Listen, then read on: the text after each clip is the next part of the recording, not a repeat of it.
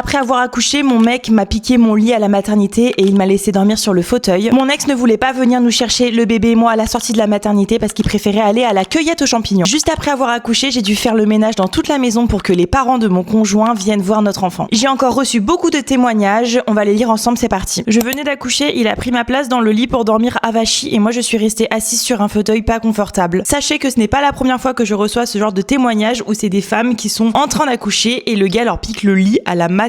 Tu sais très bien que ta conjointe, elle est en train de souffrir, elle est en train de mettre au monde l'enfant qu'elle a porté pendant 9 mois, elle est en train de donner naissance à un être humain. Et comment tu peux vouloir prioriser ton sommeil, ton confort? Franchement, ça c'est le genre de truc qui me dépasse. Ça en dit long sur l'après, sur la gestion du postpartum. J'imagine même pas à quel point ces mecs, ils ont dû être défaillants par la suite, quoi. C'est affolant. Mon ex-mari a piqué une colère car l'heure à laquelle il devait venir nous chercher à la sortie de la maternité l'empêchait d'aller à la cueillette de champignons. Il est quand même venu, mais ça m'a fait vivre l'enfer avec des insultes toute la journée. Mais alors cette excuse-là, je l'avais jamais vue. Il préfère aller à la cueillette aux champignons plutôt que d'assister à l'accouchement de son enfant et de soutenir sa femme qui est en train de douiller encore une fois. Mais on vit sur une planète alternative, là c'est pas possible. Enfin, eux, ils vivent sur une planète alternative. Et en plus après, excuse-nous de la faveur que tu fais à ta conjointe d'assister à la naissance de votre propre enfant qu'elle a porté pendant 9 mois. Et après, il vient et il insulte toute la journée alors que elle est en train d'avoir mal. Elle a besoin de soutien émotionnel en fait. Elle a pas du tout besoin que quelqu'un vienne l'enfoncer. J'ai accouché, je suis rentrée seule en voiture après et en arrivant, j'ai dû faire le ménage pour que ses parents viennent voir notre fille. Ton rôle, c'est de soutenir ta conjointe. Donc déjà, par exemple, de faire venir tes propres parents alors qu'elle vient de rentrer de la maternité, c'est non en fait. Elle a besoin de se reposer. Le bébé aussi, il a besoin de se reposer. Et le ménage, c'est à toi de le faire. C'est pas à elle. Il est parti chercher sa maman à 600 km et il est revenu 4 jours après. Je suis rentrée seule chez moi. C'est ta famille aussi en fait, ta chérie avec ton enfant. C'est ça ta priorité en fait en tant que mari, en tant que conjoint, en tant que père. C'est sûrement pas d'aller chercher ta mère qui en plus de ça est à 600 km. Encore si c'était genre à une demi-heure, il fait l'aller-retour vite fait, la fille elle est ok et tout,